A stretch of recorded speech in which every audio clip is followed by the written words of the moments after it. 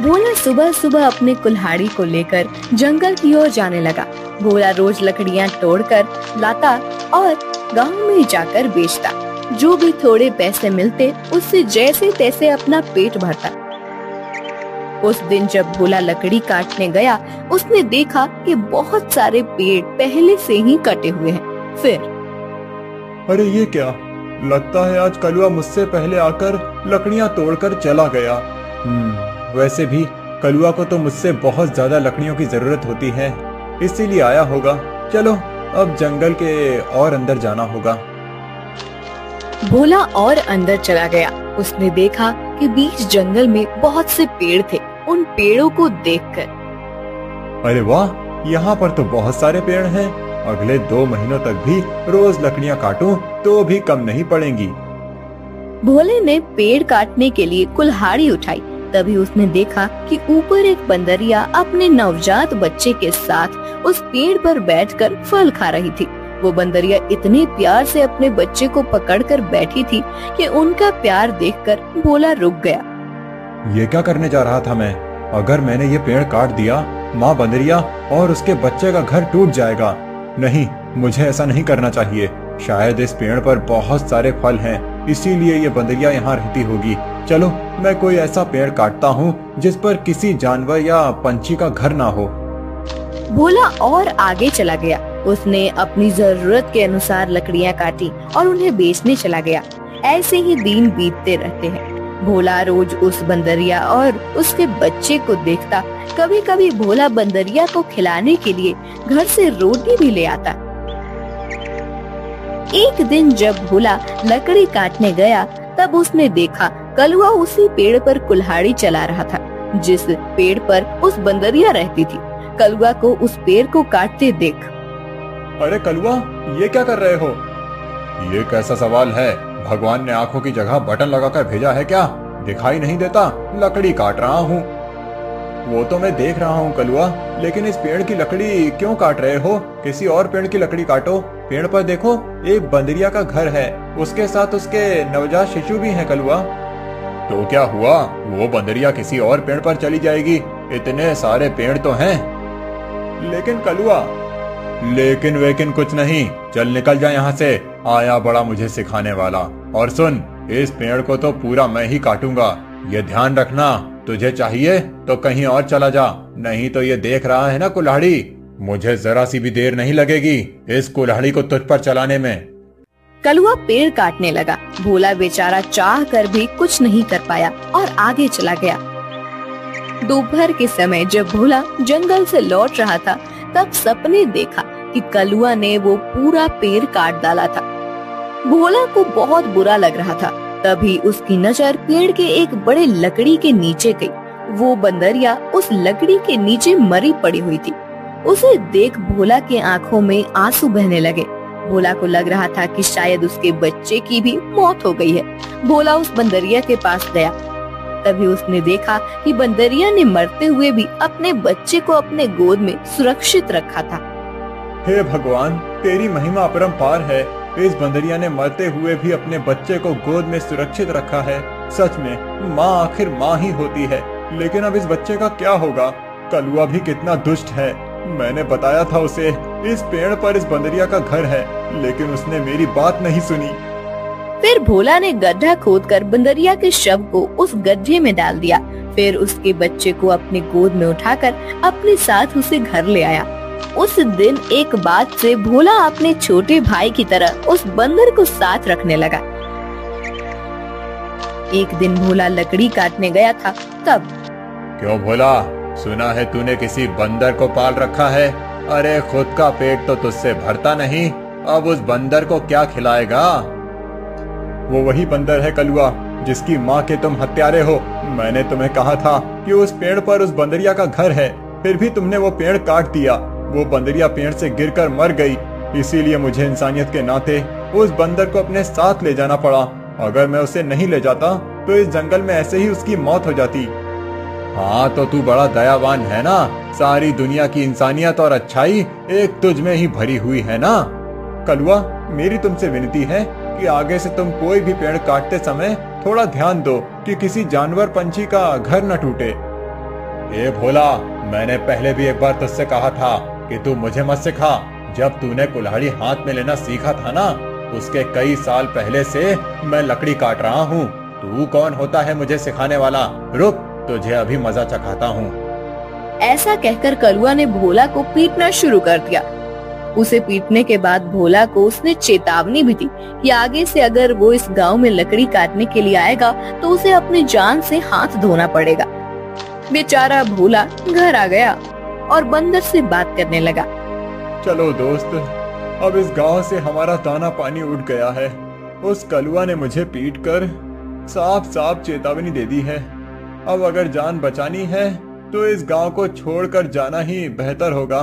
चलो, हम कहीं और जाकर हमारी अपनी दुनिया बसाएंगे। भोला बंदर को अपने कंधे पर बिठाकर गांव से कहीं दूर जाने के लिए निकल गया। दिन बीत रहे थे और भोला दर बदर भटकते हुए काम की तलाश कर रहा था। ना तो उसे काम मिल रहा था और ना उसके रहने का कोई ठिकाना था। जैसे तैसे अपने लिए और बंदर के लिए वो एक वक्त का खाना जुटा पा रहा था। एक दिन ऐसे ही वो थक कर एक पेड़ के नीचे बैठा हुआ था। बंदर उसकी गोद में सोया हुआ था। तभी वहाँ एक योगी बाबा आए। प्रणाम योगी बाबा। कल्याण हो पुत्र। एक बात बताओ, तुम इस बंदर को ऐसे गोद में लेकर क्यों बैठे हो? बाबा, इसने अपनी माँ को खो दिया है। इसका इस दुनिया में कोई नहीं है, इसीलिए मैं इसे अपने साथ अपने घर ले आया था। लेकिन हमारे गांव के एक गुंडे की वजह से मुझे गांव छोड़ना पड़ा। अब मैं काम और सर पर छत ढूंढते हुए दर दर भटक रहा हूँ। पुत्र, तुम्हारा हृदय सच में कोमल है। तुमसे किसी का भी दुख नहीं देखा जाता। तुमने इस अनाथ बंदर की जिम्मेदारी लेकर इसे एक परिवार दिया है। तुम अगर चाहो तो मेरे साथ मेरे आश्रम में रह सकते हो। मेरे आश्रम में मेरे कुछ शिष्य रहते हैं और कई बार कितने साधु भी आते हैं। उनके भोजन और रहने की व्यवस्था की जिम्मेदारी अगर तुम उठाओ तो मुझे बहुत आनंद होगा। ये तो मेरी खुशनसीबी है बाबा। मुझे आपके साथ रहने में सचमुच खुशी होगी। लेकिन बाबा, मेरा ये बंदर भी मेरे साथ आएगा। मैं इसे कहीं नहीं छोड़ सकता। हाँ पुत्र, तुम इसके साथ आ सकते हो। भोला बाबा के साथ उनके आश्रम चला गया। भोला अब योगी बाबा के आश्रम में सफाई, भोजन व्यवस्था, हवन की सामग्री ले आना, बाबा जी के शिष्यों की सहायता करना, ऐसे सारे काम करने लगा। भोला का बंदर हमेशा उसके साथ रहता था। योगी बाबा भोला का काम और उसकी काम के प्रति निष्ठा देखकर खुश थे। बाबा हमेशा अपने बाकी शिष्य और साधुओं से भोला की तारीफ करते थे। बाबा जी का एक शिष्य था मानिक, जो भोला की तारीफ से बहुत जलता था। उसे लगता था कि भोला तो एक साधारण लड़का है, फिर भी बाबा जी उसकी बड़ी तारीफ करते हैं। जबकि मैं इतनी पढ़ाई करता हूँ, वेद पाठ करता हूँ, फिर भी बाबा जी को मेरी कोई अहमियत नहीं है। एक दिन, माड़ी भैया, ये लीजिए, आपके लिए ये ताजे फल लेकर आया हूँ। भोला, आजकल तुम ज्यादा आलसी हो चुके हो। तुम्हें ज्यादा खाना ना पकाना पड़े, इसीलिए तुम ये फल लेकर आते हो। ऐसी बात नहीं है भैया, वो बाबूजी ने आज सबको फलहार करने को कहा है, इसीलिए मैं फल लेकर आया था। भोला बात कर ही रहा था कि तभी उसका दोस्त बंदर आया और उसने मानिक के फल खा लिए। अरे अरे, ये क्या? अरे संभालो तुम्हारे इस बंदर को। पूरे आश्रम को सर पर उठाकर रखा है। ये बंदर मेरे फल खा गया। भोला, अभी के अभी इस बंदर को भगाओ इस आश्रम से, नहीं तो मैं योगी बाबा से इसकी शिकायत करूंगा। मानिक भैया, मैं आपसे माफी मांगता हूँ और आपके लिए और फल लेकर आता हूँ, लेकिन मेरे इस भाई को मैं अपने से अलग नहीं कर सकता। मानिक को भोला पर बहुत गुस्सा आया। उसने योगी बाबा से भोला की शिकायत की, लेकिन बाबा जी ने भोला का पक्ष लेकर मानिक को ही सुना दिया और ध्यान मग्न हो गए। आज तो हद हो गई। इसकी वजह से गुरुजी ने मुझे डांटा। इसका कुछ करना ही पड़ेगा, लेकिन इस तरह कि मेरा नाम कहीं न जाए और इसकी छुट्टी हो जाए। कुछ दिन के बाद योगी बाबा को उस गांव के राजा ने अपने राजमहल में आने का आमंत्रण दिया। योगी बाबा अपने शिष्यों के साथ भोला को लेकर राजमहल चले गए। राजा ने उनकी बड़ी आओ भगत की। 2 दिन राजमहल में रहने के बाद सब आश्रम लौट गए। फिर 2 दिन के बाद राजा अपने कुछ दास और प्रधान के साथ आश्रम आए। क्षमा करें बाबूजी, यहाँ आकर आपको कष्ट दे रहा हूँ, लेकिन बात ही ऐसी है कि मुझे स्वयं आपकी भेंट लेने आना पड़ा। कोई बात नहीं, आपके आने का कारण बताइए। समझ नहीं आ रहा कैसे कहूँ बाबूजी, 2 दिनों से हमारी महारानी का नवलखा हार कहीं गुम हो गया है। समझ नहीं आ रहा कि कहाँ गायब हो गया। साफ साफ बताइए कि आप क्या कहना चाहते हैं। क्या हमारे जाने के बाद से वो हार गुम हुआ है? सच कहूँ तो हाँ। मतलब हम में से किसी ने वो हार चुराया है, ऐसा कहना है आपका? नहीं बाबूजी, मैं आप पर शक करने का पाप नहीं कर सकता, लेकिन महारानी की वजह से मुझे यहाँ पर आना पड़ा। महाराज, आपके यहाँ आने की वजह से मुझे कोई आपत्ति नहीं हुई, लेकिन मैं अपने सारे शिष्यों को अच्छे से जानता हूँ। मेरे शिष्यों में से कोई भी चोरी जैसा पाप नहीं कर सकता।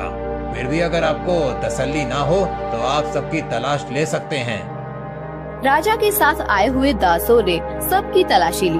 तब उन्हें भोला की झोली में वो 9 लखा हार छुपाया हुआ मिला। वो भोला को पकड़कर ले गए। छोड़ो मुझे, मैंने कुछ नहीं किया है। बाबूजी, मैं सच कह रहा हूँ, मैंने चोरी नहीं की। भोला, तुमने चोरी की है? मैं सोच भी नहीं सकता था कि तुम इतनी गिरी हुई हरकत कर सकते हो। नहीं नहीं मालिक भैया, मैं सच कह रहा हूँ, मैंने कुछ नहीं किया। मैंने उस हार को देखा भी नहीं था।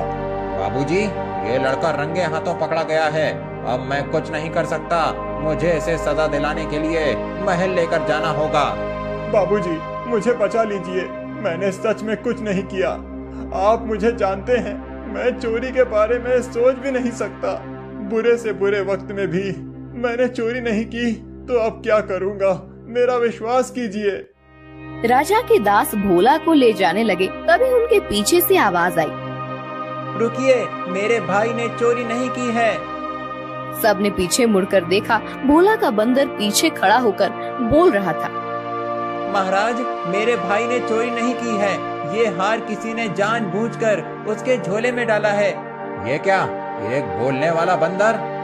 हाँ, मैं एक बोलने वाला बंदर हूँ। मेरे बचपन से लेकर भाई मुझसे बात करते आए हैं। ये रोज मुझसे ढेर सारी बातें करते हैं। उन्हें बोलते हुए देख और उनकी बातें सुनकर ही मैंने बोलना सीखा है। मैं दावे के साथ कह सकता हूँ, मेरे भाई ने चोरी नहीं की है। अच्छा, तो तुम दावे के साथ कह रहे हो, तो तुम्हें ये भी पता होगा कि ये हार जानबूझकर इसकी झोली में किसने डाला? हाँ, मुझे पता है। इस माड़िक ने मेरे भाई के झोले में वो हार डाल दिया था। क्या तुम सच बोल रहे हो? नहीं नहीं बाबूजी, ये झूठ बोल रहा है, मैंने सच में चोरी नहीं की है। तुम्हारी लड़खड़ाती हुई जुबान ने सब सच कह दिया है माड़िक। मैं कभी सोच ही नहीं सकता था कि तुम ऐसा करोगे। सच सच बताओ, तुमने चोरी क्यों की? और उसका इल्जाम बेचारे भोला पर डालकर क्या करना चाहते थे तुम? मानिक ने अपनी जलन के बारे में सब सच सच बाबा जी को बता दिया। महारानी के हार की चोरी के जुर्म में मानिक को पकड़ लिया गया। फिर, भोला, तुम्हारा ये बंदर सच में बड़े काम का है। ये हमारे राज्य की बड़ी मदद कर सकता है। मैं चाहता हूँ कि तुम इसके साथ हमारे राज्य के गुप्तचर बन जाओ और हमारे शत्रुओं की गतिविधियों पर नजर रखो। इस बंदर पर किसी को शक नहीं होगा और तुम आसानी से सब पर नजर रख पाओगे। इस काम के बदले में तुम्हें बहुत धन दिया जाएगा। राजा जी की बात भोला को सही लगी। योगी जी ने उसमें हामी भरी। भोला अब राज्य का पहला ऐसा गुप्तचर बन गया जिसका साथी एक बंदर था।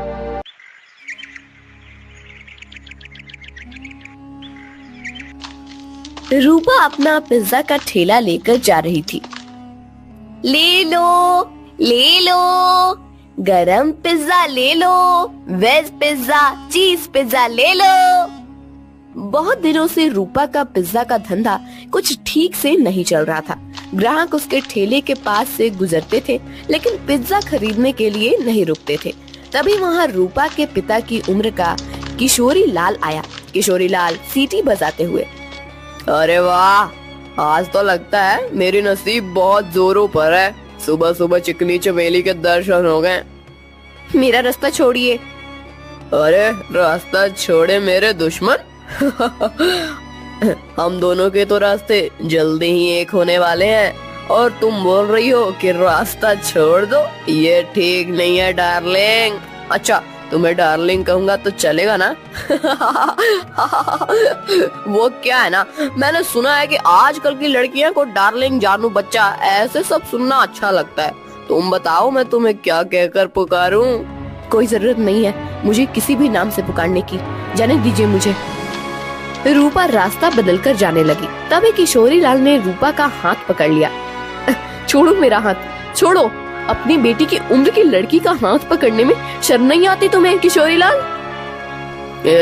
किशोरी लाल नहीं, सुनिए जी कहकर बुलाओ मुझे, और मुझे शर्म आने की जरूरत नहीं है। शादी होने वाली है हमारी। तुम्हारी उस जुआरी बाप ने मुझसे कर्जा लिया था, कर्जा नहीं चुका पाया, इसलिए अपना घर उसने मेरे नाम पर दिया। ये तो मेरी रहमत समझो कि मैंने तुम लोगों को घर से बाहर नहीं निकाला। ये करके भी वो रुका नहीं, फिर से जुआ खेलने के लिए मुझसे पैसे लिए और कहा कि अगर पैसे नहीं चुका पाया तो मेरी बेटी से शादी कर लेना। अब एक तो तुम्हारे बाप को कहो कि मेरे पैसे लौटाए, नहीं तो तुम मुझसे शादी करने के लिए तैयार हो जाओ। हाँ। रूपा मायूस होकर घर चली आई। उसने अपनी माँ भारती को रोते हुए सब बात बता दी। तभी रूपा के पिता, अरे सही तो कह रहे थे सेठ, तुम्हारे तो नसीब खुल गए हैं कि इतने अमीर आदमी से तुम्हारी शादी होगी। नहीं बापू, मैं इतने बड़े आदमी से शादी नहीं करूंगी, चाहे कुछ भी हो जाए। और माँ, आज के बाद मैं नहीं जाऊंगी पिज्जा का ठेला लेकर। रूपा अंदर जाकर रोने लगी।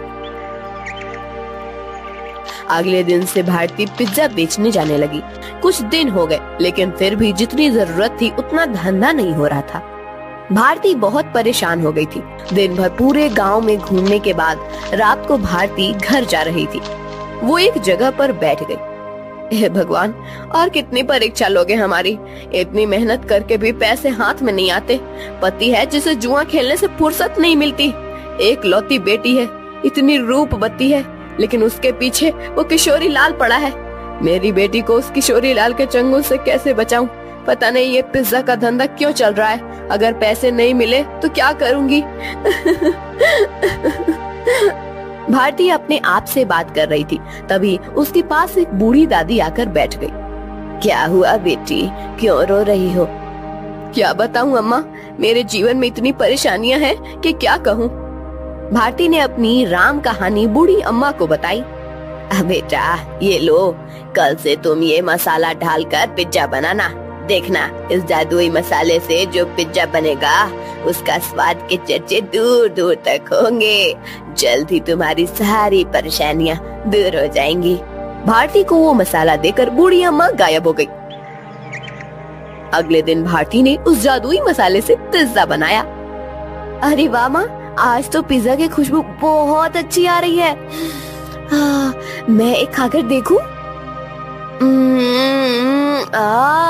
वाह माँ, ये तो सच में बहुत अच्छा बना है। कैसे बनाया तुमने ये? इसमें कुछ अलग डाला है क्या तुमने?